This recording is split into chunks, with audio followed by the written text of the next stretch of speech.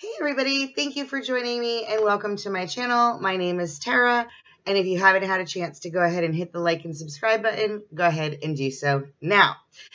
Today, what it is that we need to do to cleanse, what you need to do to feel grounded, and what I tell a lot of my clients that I work with when I'm doing their spiritual readings, when I'm working with them on their oracle and tarot cards. See, all the time, the message comes up that we need to connect, to go out into Mother Gaia and spend time in nature, to connect with water, to feel the soil underneath our feet. We are magical beings. We are people that are brought to this earth to be one with nature. We are people that have a need to be included in the energy around us. So, like I was saying, a lot of times people feel very disconnected, very disassociated, floaty, or drunk even. And the Schumann resonance is actually showing this time shift on the graph. What is experienced by many right now is a feeling of aloofness, a feeling of not being grounded, a feeling of very airy and light and maybe being drunk even though you haven't had any alcohol. So this is due to the transformational shift of energy. And this is also due because we have a full moon in Pisces, and Pisces is a very emotional sign. It is a water sign. It has a very magnificent ebb and flow. So basically we are working within two periods of energy that are 100% emotionally fluid, okay? And what is happening is that people are not feeling right, if you will. Connecting with earth, connecting with nature is very, very critical and important to us. It helps us to feel grounded. It helps us to stabilize. It helps us to alleviate ourselves of any toxicities. People that have been known to do some earthing and grounding actually feel a lot more connected. They feel a lot more in tune with themselves. They feel a lot more in tune with the earth around them and with people that they are with and people that they are spending their time with. So today, one of the cards that I had pulled for somebody told them that they needed to go get out into the salt water, that they were a little bit toxic, that they had to release all of that toxicity. And I felt that that was a good topic for us all to talk about. Going out into nature and releasing that toxicity, it is magnificent. It's good for the soul. It's good for your clarity. It's good for your physical. You really need to just understand that going into a lake, a river, an ocean, these are very spiritually cleansing and purifying activities. Going out into a nature walk, going for a hike, jumping off of rocks into water, all of these things that are connected with earth-related activities help us to become grounded, help us to become more physically, spiritually connected, and help us to relieve all of the negativities that we pick up through our existence. So it is very important to not spend all of our time isolated inside, as I give you this presentation inside. It is very important to spend our time outside. It is very important to connect with nature. It is very important to be silent, to be still, and listen to the call of Mother Gaia. It is very important for us to put our hands into soil, to touch the earth, to walk upon the sand with no shoes on, because it is the full understanding of connection to Mother Gaia.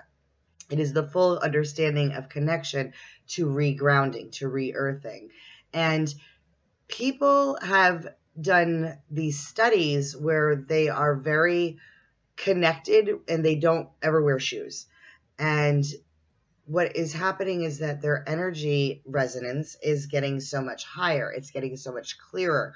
So what I'm trying to say here in so many words is that being connected to earth, being connected to the mother feminine divinity of this planet is very important. It's important to our spirit. It's important to our soul. It's important to the energies that we are bringing forth to others and that we are transmuting within ourselves. I love being outdoors. I love heading out to the water. I love heading out to go into gardens. I love to head out to go into nature walks, nature trails, climbing rocks. Those are all things that I love to do. They make me feel spiritually connected. I remember as a child growing up in a little town in Brantford, Connecticut, that we used to have the most awesome quarry rocks from the Stony Creek area that would just be all over the place. We'd go climbing them. There would be all these backwoods to them. I never felt more spiritually in tune than when I was doing those things. I went to camp in the middle of the woods, Girl Scout camps, religious camps, and I never felt more connected than when I was out in the middle of those woods. It is a oneness with nature that brings us back to center, that helps us to feel effectively grounded, that releases the toxicities that build up within us and bring us to a point of happiness, of joy, of attunement, of release of that negative energy that consumes us on a regular. We have to go to work. We have to be around our family members. We have to do certain things in our life that bring attachments of negative energy to us.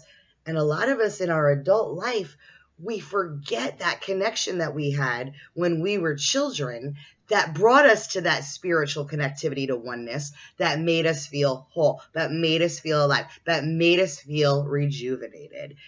If you could understand how you felt when you were a child playing outdoors and bring that to your world as an adult and see the connection that way and how you feel afterwards, you can start to rise. You can start to raise your vibrational elevation. After all, the channel's name is the vibrational elevation. So the vibrational elevation is for you. It's for me. It's within all of us. It's for the earth. Guys, thank you so much for joining me on this channel. If you have not yet, go ahead and hit that like button, hit the subscribe button, and smash on that bell notification. YouTube loves to see engagement with the audience. So I'm just trying to do my thing, bring the information to you as simplistically as possible, making sure that I touch on all of various important parts of the metaphysical and spiritual communities, and trying to just share the knowledge that I've had for so long with so many others that are looking to learn. This has been my calling. This has been my pull since I was a little girl. Never had a way to get it done before. Joined some different various groups, worked my way into even knowing more. I'd gotten names, etc. But I enjoy doing it this way. I really get to get out there and communicate with people that I would never otherwise have influence with, that I'd never otherwise be able to talk with. And I love doing spiritual readings. I love working with people with their energy and with their chakras and with Reiki. And I love talking about it. And I have loved talking about it. And it's a shame because not everybody likes to understand this or wants to be in the know. Shoot, just yesterday, one of the boys at my real job, why do you even bother, Tara? There's no such thing as chakras and there's no such thing as auras, and you're completely crazy.